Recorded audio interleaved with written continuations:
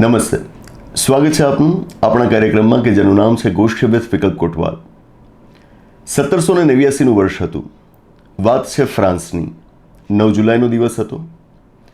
આ દિવસે ત્યાં એક નેશનલ એસેમ્બલી, એક રાષ્ટ્રીય સભાનું ગઠન થાય છે. એ સભા કે જે ફ્રાન્સ માટે બંધારણ ઘડવાની હતી, એટલે જ આગળ જતા એને નામ આપવામાં આવ્યું નેશનલ કોન્સ્ટિટ્યુઅન્ટ એસેમ્બલી, રાષ્ટ્રીય બંધારણ સભા. ફ્રાન્સમાં એ વખતે ક્રાંતિનો દોર ચાલી રહ્યો હતો. ફ્રાન્સમાં ક્રાંતિ પણ અલગ અલગ તબક્કાઓમાં થઈ છે.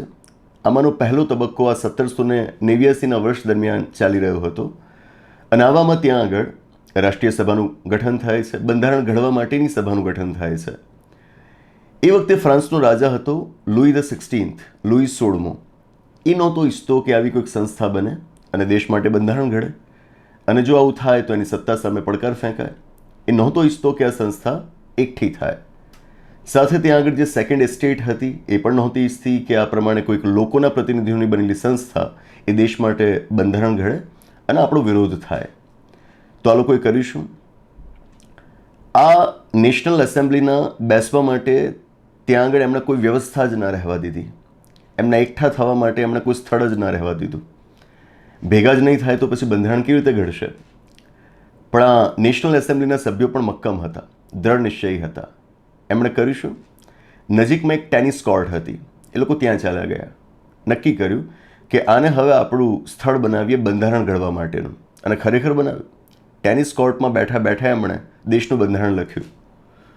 અહીંયા આગળ એમણે એક ઓથ લીધા, શપથ લીધા, જેને કહેવાય છે ઇતિહાસમાં ટેનિસ કોર્ટ ઓથ. અને એની અંદર તેમણે પોતાનો મક્કમ નિશ્ચય વ્યક્ત કર્યો કે આપણે ક્યારે અલગ નહીં થઈએ. જરૂર પડે ત્યારે ત્યારે આપણે ભેગા થતા રહીશું. આપણે ક્યારે અલગ નહીં થઈએ.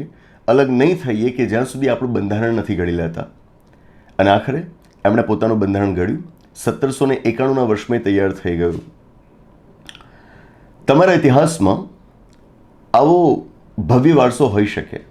દરેક પ્રજાના ઇતિહાસમાં આવી સરસ મજાની ગર્વ લેવા લાયક વાતો હોઈ શકે. એ પ્રજા ઉપર નિર્ભર કરે છે કે પોતાના ભૂતકાળમાંથી કઈ યાદોને વાગોળવા ઈચ્છે છે. જો તમારે આવા સારા પ્રસંગોને યાદ કરવા હશે અને એના ઉપર ગર્વ મહેસૂસ કરવો હશે તો એ ઉપલબ્ધ છે.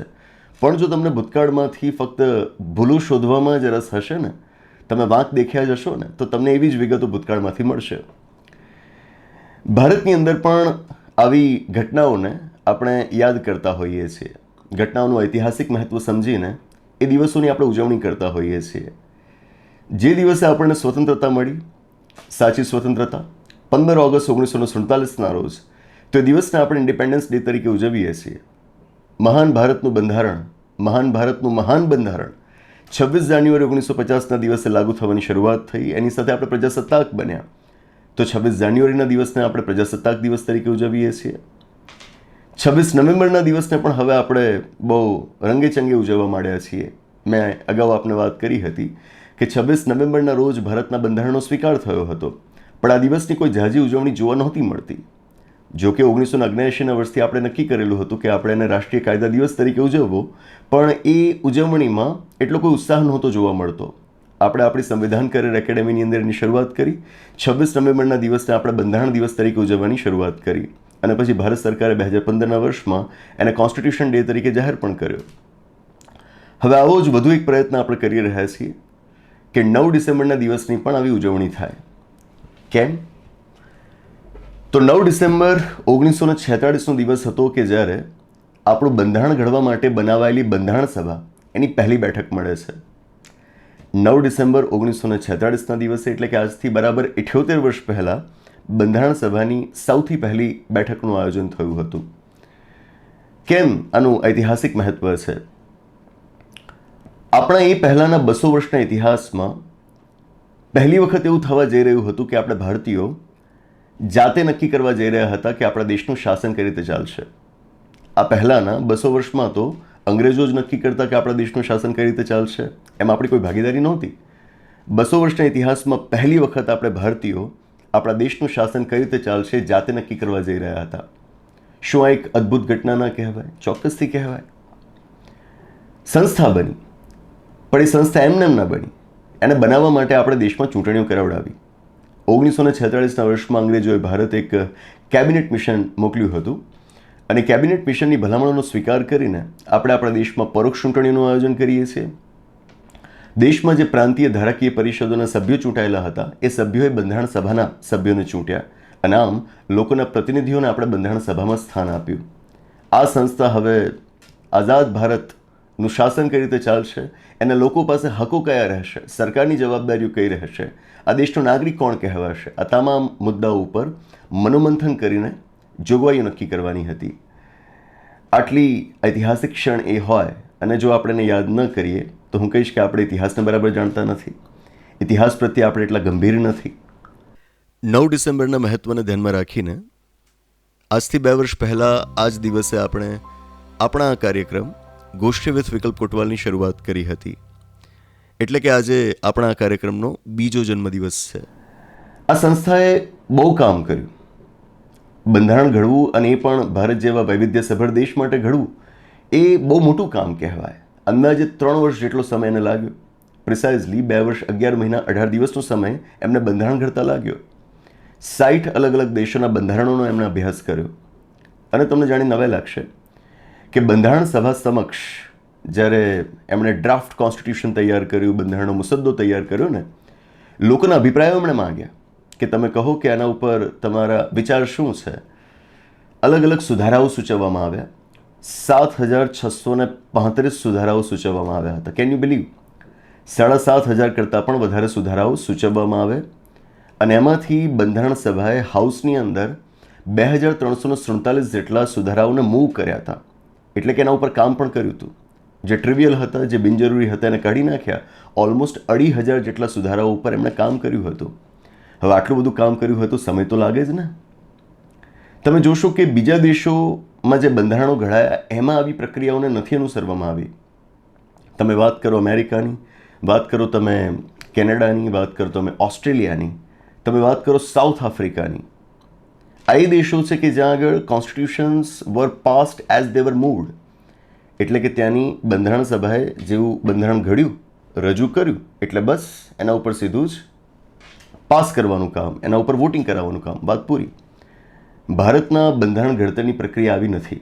એમાં લોકોની ભાગીદારી છે. પહેલાં તો જે સભ્યો એમાં બેઠેલા હતા બંધારણ સભાની અંદર એ લોકોના પ્રતિનિધિઓ હતા અને ઉપરાંત બંધારણનો મુસદ્દો તૈયાર થયા બાદ પણ લોક અભિપ્રાય ત્યાં આગળ માગવામાં આવ્યો હતો. સુધારાઓ તમને મોકલવા માટેની સુવિધા કરી આપવામાં આવી હતી અને સુધારાઓ ઉપર કામ પણ કરવામાં આવ્યું હતું. એટલા માટે આપણું બંધારણ ઘડવામાં આટલો લાંબો સમય લાગ્યો છે. હું ઘણી વખતે દંગ રહી જતો હોઉં છું એ જોઈને કે ઘણા એવું કહી દેતા હોય છે કે આ બંધારણ સભાના સભ્યો તો અંગ્રેજોએ નક્કી કરેલા હતા. મને એમના ઉપર દયા આવે છે. બંધારણને તમારે વખોડવું છે, બંધારણની ટીકા કરવી છે તો એના માટે ઢંગના મુદ્દા તો લાવો. તમે બંધારણ સભાને જ સીધી નકારી કાઢશો, એવું કહી દેશો કે એ તો અંગ્રેજોની સંસ્થા હતી. થોડુંક વાંચો તો ખરા. આ ડોક્યુમેન્ટેડ છે કે તમારી બંધારણ સભાની રચના માટે ચૂંટણીનું આયોજન થયું હતું. આ તથ્ય, આ હકીકત હોવા છતાં તમે એને કેમ ન સ્વીકારો? ન સ્વીકારો એ પણ સહજ છે. કારણ તમે વોટ્સએપ પર ઇતિહાસ ભણો છો, તમે ટેલિગ્રામ પર ઇતિહાસ ભણો છો, ફેસબુકની પોસ્ટથી તમારા મગજમાં આવી ગંદકી ભરવામાં આવતી હોય છે અને તમે એમાં માનતા રહો છો. અને હવે તો એક નવો ટ્રેન્ડ એવો પણ ઊભો થયો છે કે આ પ્રકારે ઇતિહાસ વોટ્સએપ પર ભણનારા લોકો, વોટ્સએપ યુનિવર્સિટી ઉપર ભણનારા લોકો એ ઇતિહાસ ઉપર પુસ્તકો લખવાની પણ કોશિશ કરે છે અને એમને એવો વાચક વર્ગ પણ મળી રહે છે. નવાઈની વાત છે. આપણે ત્યાં સસ્તું સાહિત્ય ખપી જતું હોય છે, આ ખપી જાય છે, પણ આપણે તો પ્રયત્નો કરવા પડશે ને કે બંધારણ વિશે, બંધારણ સભા વિશે, આપણા મહાન નેતાઓ વિશે જો ગેરમાન્યતાઓ હોય તો એને આપણે દૂર કરીએ અને લોકોને ઇતિહાસની સાચી સમજ આપીએ. કોઈકને વચ્ચે એવું પણ કહી દીધું કે ભારતનું જે મૂળ બંધારણ હતું એમાં તો સરસ મજાના ચિત્રો હતા. રામનું ચિત્ર હતું અને બીજા કેટલાય ચિત્રો હતા જ, હજુ એ છે. શ્રીરામનું ચિત્ર છે, સીતાજીનું ચિત્ર છે, લક્ષ્મણનું પણ ચિત્ર છે અને બીજા કેટલાય ચિત્રો છે. ખાલી એક ધર્મના નહીં, તમામ ધર્મ અને સંસ્કૃતિના ચિત્રો ત્યાં આગળ છે. આજે પણ છે. તમે વોટ્સએપમાં ક્યાંક એવો મેસેજ વાંચી લીધો કે આપણા ધર્મ, આપણી સંસ્કૃતિને લગતા જે ચિત્રો હતા એ બંધારણમાંથી હટાવી લેવાયા છે, તો તમે મૂર્ખ છો. તમે વેરીફાઈ નથી કર્યું. અને કદાચ જાતે વેરીફાઈ કરવાની સૂઝ ન પડતી હોય તો પણ મેં આના ઉપર પણ વિડીયોઝ કરેલા છે, અગાઉ આના મુદ્દે પણ મેં ગોષ્ઠી કરેલી છે. તમે વિડીયો જોઈ લીધો હોત તોય તમને સમજાઈ જાત કે આ બધા ચિત્રો આજે પણ આપણા બંધારણમાં મોજૂદ છે. મુદ્દે કહેવાની વાત એ છે કે ખોટી વાતોનો સહારો લઈને એનો આધાર બનાવીને આપણા બંધારણની લોકો ટીકા કરતા હોય છે. હું તો વારંવાર આ પ્લેટફોર્મ પર કહેતો રહ્યો છું કે જો બંધારણની અંદર તમને કોઈ ભૂલ જણાતી હોય તો હોઈ શકે, પણ આવો તો ખરા એના ઉપર ચર્ચા કરીએ. તમે ખોટી વિગતોના આધારે એને ધિક્કારો, એના વિશે ભ્રમણાઓ ફેલાવો તો એ ના ચાલે. એનો પ્રતિકાર કરવાવાળા કોઈક તો હશે જ, હું તો હોઈશ જ. તો 9 ડિસેમ્બરનો આજનો દિવસ છે, એ દિવસને આપણે ખાસ યાદ કરવો જોઈએ. આ એક ઐતિહાસિક ઘટના છે.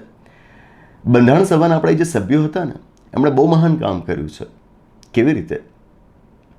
બંધારણ સભા તરીકે બંધારણ ઘડવાનું તો એમણે કામ કરવાનું જ હતું, પણ સાથે તેઓ આપણા દેશની પહેલી સંસદ પણ હતા. ઇન્ટરિમ પાર્લામેન્ટ, કામચલાઉ સંસદ, વચગાળાની સંસદ તરીકે પણ એમણે કામ કરવાનું હતું. એ આપણા સંસદ સભ્યો પણ હતા. બંધારણ સભાની હેસિયતથી એમણે બંધારણ ઘડવાનું છે, કામચલાઉ સંસદની હેસિયતથી એમણે સંસદ તરીકે કામ કરવાનું છે. આવી બેવડી ભૂમિકા એમણે નિભાવવાની હતી. અને આટલું જ નહીં, આની સાથોસાથ આ જે સભ્યો હતા એમાંના ઘણા ખરા સભ્યો એવા હતા જે વખતની કેન્દ્ર સરકારમાં મંત્રી હતા, અમુક એવા હતા કે જે પ્રાંતીય સરકારોમાં મંત્રી હતા. મતલબ કે તમારે એક બાજુ બંધારણ ઘડવાની કામગીરીમાં ભાગ લેવાનો છે, સંસદની કામગીરીમાં ભાગ લેવાનો છે, અને સાથે તમારા મંત્રાલય, તમારા વિભાગો પણ સંભાળવાના છે. આટલું બધું કામ તમારે એક સાથે કરવાનું છે. કેવી રીતે કરશો? કેવી રીતે કરશો કે જ્યારે દેશની અંદર એક અરાજકતાનો માહોલ છે, દેશના ભાગલા પડ્યા છે, દેશની અંદર રેફ્યુજી ક્રાઇસિસ સર્જાઈ છે, ઇન્ફ્લેશન, મોંઘવારી અસહ્ય બની રહી છે, લોકો પાસે ખાવા માટે અનાજ નથી, પૂરતો ખોરાક નથી, દેશની અંદર રજવાડાઓને કેવી રીતે એમનું વિલીનીકરણ કરવું એ મુદ્દા ઉપર આપણે સતત ચિંતામાં છીએ. કાશ્મીરનો વિવાદ આપણી સામે વકર્યો છે, પાકિસ્તાને એના ઉપર હુમલો કરી દીધો છે. ક્યાંક સમાચાર આવ્યા કે કાનપુરની અંદર પૂર આવ્યું અને પૂરના કારણે 20,000 જેટલા લોકો બેઘર થઈ ગયા. આવી સ્થિતિમાં તમારે એક બાજુ મંત્રાલય સંભાળવાનું છે, દેશની સ્થિતિને જાળવી રાખવાની છે એટલે કે શાંતિ બરકરાર રહે એ પ્રકારનો પ્રયત્ન કરવાનો છે, વ્યવસ્થા બરકરાર રાખવાની છે, અને સાથે સાથે તમારે બંધારણ ઘડવાનું પણ કામ કરવાનું છે. આ એક મલ્ટીફેસેટેડ જે અપ્રોચ તમારી પાસે હોવો જોઈએ, એની મદદથી જ આ કામ થઈ શકે. જે લોકો પાસે અપ્રોચ હતો એના કારણે લોકો આ કામ કરી શક્યા. આટલા મહાન કામ એમણે કર્યા હોય અને આજે એને બિરદાવવાના બદલે આપણે એની ટીકા કરીએ. ટીકા પણ કરવી જોઈએ, ક્રિટિસિઝમ કરવામાં કંઈ ખોટું નથી, પણ ક્રિટિસિઝમમાં આપણે એ હદને ક્યારે ન ઓળંગી શકીએ કે જ્યાં આગળ આપણે એમનું અપમાન કરી બેસીએ. એ આપણા પૂર્વજો, આપણા ફોરફાધર્સનું આપણે અપમાન કરી બેસીએ, એ રીતે આપણે એમની ટીકા ન કરી શકીએ. બંધારણ 9 ડિસેમ્બર 1946ના રોજ ઘડાવવાની શરૂઆત થઈ અને આખરે 26 નવેમ્બર 1949ના રોજ આપણે એ કામ સમાપ્ત કર્યું. 26 જાન્યુઆરી 1950ના રોજ આપણે આપણું બંધારણ લાગુ કરવાની શરૂઆત કરીએ છીએ. બંધારણના સંદર્ભમાં ડૉક્ટર ભીમરાવ આંબેડકરજીએ અમુક વાત કરી હતી બંધારણ સભાની અંદર, પોતાના છેલ્લા વક્તવ્યની અંદર. એ વાતો શું કરી હતી એને આપણે હંમેશા યાદ રાખવાની છે. તેઓ કહે છે, બંધારણ ગમે એટલું સારું હશે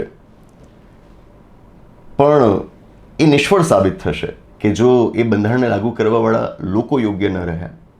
આ વાત પણ તમે ઘણીવાર સાંભળી જશે ને, પણ એને થોડીક વધારે પ્રિસાઇઝ મેનરમાં તમને જણાવું તો આંબેડકરજીએ કહ્યું હતું કે will they uphold constitutional methods or prefer revolutionary methods, કે બંધારણ સારું સાબિત થશે જો લોકો સારા રહ્યા, પણ અહીં આગળ જોવું એ પડશે કે લોકો કઈ પદ્ધતિઓને પ્રાધાન્ય આપશે, બંધારણીય પદ્ધતિઓને કે પછી રેવોલ્યુશનરી મેથડ્સ, ક્રાંતિકારી પદ્ધતિઓને. બંધારણીય પદ્ધતિઓ એટલે કે બંધારણના દાયરામાં રહીને, કાયદાના દાયરામાં રહીને, સભ્ય રહીને પોતાની માંગ રજૂ કરવી. રેવોલ્યુશનરી મેથડ્સ એટલે કે બધું રફે દફે કરી નાખો એવી માંગ રજૂ કરવી, વ્યવસ્થાને ઉખેડી ફેંકવા માટેની માંગ કરવી. આંબેડકરજી કહે છે કે આપણે કોન્સ્ટિટ્યુશનલ મેથડ્સને વળગી રહેવાનું છે. જે તે સમયે અંગ્રેજો હતા એમની વિરુદ્ધ આપણે ચોક્કસ રેવોલ્યુશનરી મેથડ્સનો ઉપયોગ કર્યો, એ ઠીક છે, કારણ કે ફોરેન રૂલ હતું, પરદેશીઓનું રાજ આપણા દેશ પર હતું, તો ત્યારે એનો ઉપયોગ યોગ્ય ગણાય. પણ જ્યારે હવે દેશને આઝાદ કર્યા બાદ એનું એક લોકતાંત્રિક બંધારણ આપણે તૈયાર કર્યું છે ને, તો એની અંદર અનકોન્સ્ટિટ્યુશનલ મેથડ્સને કોઈ સ્થાન ન હોવું જોઈએ. અનકોન્સ્ટિટ્યુશનલ મેથડ્સ ગેરબંધારણીય પદ્ધતિઓ જેમ કે નોન કોઓપરેશન, સરકાર સાથે અસહકાર કરવો, સિવિલ ડિસઓબિડિયન્સ, એટલે કે જે કાયદાઓ છે, કાયદાનો સવિનય કે બીજી કોઈક રીતે ભંગ કરવો, સત્યાગ્રહ કરવો, આ બધી બાબતોને આંબેડકરજી અનકોન્સ્ટિટ્યુશનલ મેથડ્સ ગણાવે છે અને એનાથી બચવાની આપણને સલાહ આપે છે. એ કહે છે કે ભારતના કિસ્સામાં એવું રહ્યું છે કે એણે પહેલાં પોતાની આઝાદીને ગુમાવી દીધી હતી, પરદેશોના હાથમાં આપણો દેશ ચાલ્યો ગયો હતો. જો આપણે આ સ્થિતિઓને બરાબર ન સમજ્યા ને તો મને દહેશત છે કે આટલું સરસ મજાનું બંધારણ બનાવ્યા બાદ પણ કદાચ ભારત ફરી એકવાર ગુલામ બની જશે, એ પોતાની સ્વતંત્રતાને ગુમાવી બેસશે. એ દહેશત વ્યક્ત કરે છે કે આપણું લોકતાંત્રિક બંધારણ ક્યાં સુધી જળવાઈ રહેશે. એ માને છે કે જો આપણે આવી ગેરબંધારણીય પ્રવૃત્તિઓને ઉપયોગમાં લેતા રહ્યા તો આપણે આ લોકતાંત્રિક બંધારણની મદદથી લાંબુ નહીં ખેંચી શકીએ.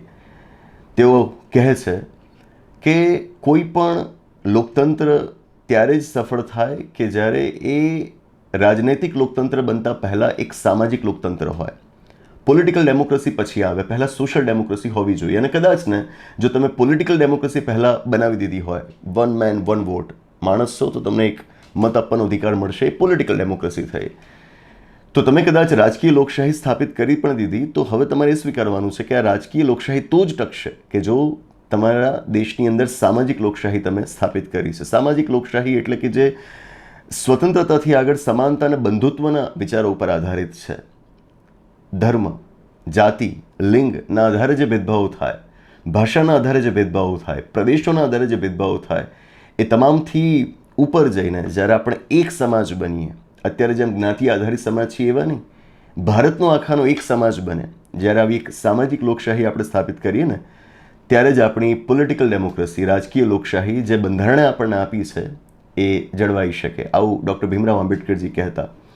અને આના જ માટે તેમણે આપણને સૂચન પણ કર્યું હતું કે તમારા માટે કોઈકણે ઘણું કામ કરેલું હોઈ શકે, કોઈક એવા નેતા આપને મળેલા હોઈ શકે કે જેણે તમારી ખૂબ સેવાઓ કરી હોય, પણ તમારી વાતને ક્યારે ભૂલવી ન જવી જોઈએ કે જો તમે એને એક છૂટી લગામ આપી દેશો ને તો એ એક ડિક્ટેટર બની જશે, એક સરમુખત્યાર બની જશે, એ આપખુદ બની જશે અને પછી લોકતંત્ર તમારું જોખમમાં મુકાઈ જશે. ડૉક્ટર ભીમરાવ આંબેડકરજી વિશે તો આપ જાણો જ છો કે ગાંધીજી સાથે પણ એમના ઘણા વૈચારિક મતભેદ હતા અને એટલે જ એમાં પણ તેઓ વારંવાર કહેતા કે તમે એમને એક પોલિટિકલ લીડર તરીકે જુઓ, બાકીની વાતો પછી. આ વાત એમણે હાલના પરિપ્રેક્ષ્યમાં પણ ખાસ સૂચવેલી છે કે એ જાણતા હતા કે ભારતની અંદર જે ભક્તિ કલ્ટ છે, હીરો વર્શિપનું કલ્ચર છે ને, કે જ્યાં આગળ કોઈ પણ નેતા હોય આપણે એને એક લાર્જર દેન લાઈફની એક ઇમેજ આપી દેતા હોઈએ, એને ભગવાન માની લેતા હોઈએ. આંબેડકરજી આપણને ચેતવ્યા હતા કે એનાથી બચજો. જો તમે એ રીતે કોઈક નેતાને લાર્જર દેન લાઈફનું એક ઇમેજ આપી દીધી તો ભવિષ્યમાં એ તમારા લોકતંત્રને ખત્મ કરી નાખશે. આંબેડકરજી આવી ઘણી બધી વાતો બંધારણ સભાની એ સ્પીચમાં આપણને કરેલી હતી. હું માનું છું કે બંધારણને, એના અનુચ્છેદોને, એની જોગવાઈઓને વાંચી નાખવી એનાથી કાંઈ ના થાય. લેટર એન્ડ સ્પિરિટ, તમે જે વાંચો છો એ શબ્દો છે, એ જોગવાઈઓ છે, પણ એ શબ્દો, એ જોગવાઈઓ પાછળના વિચાર શા છે, એની ફિલોસોફી શું છે, એ ફિલોસોફીને તમારે જાણવી પડે. અને એટલે જ જે મિત્રો મને ક્યારેક પૂછતા હોય કે ભારતના બંધારણને જાણવું કેવી રીતે, સમજવું કેવી રીતે, તો હું એમને હંમેશા સલાહ આપતો હોઉં કે તમે સીધો બેરેક્ટ ના વાંચી નાખો. એટલે કે જે રીતે બંધારણ સભાએ જોગવાઈઓ કરી છે એ જોગવાઈઓના મૂળ સ્વરૂપમાં તમે ના વાંચી નાખો. આમ વાંચીને તમને બહુ નહીં સમજાય.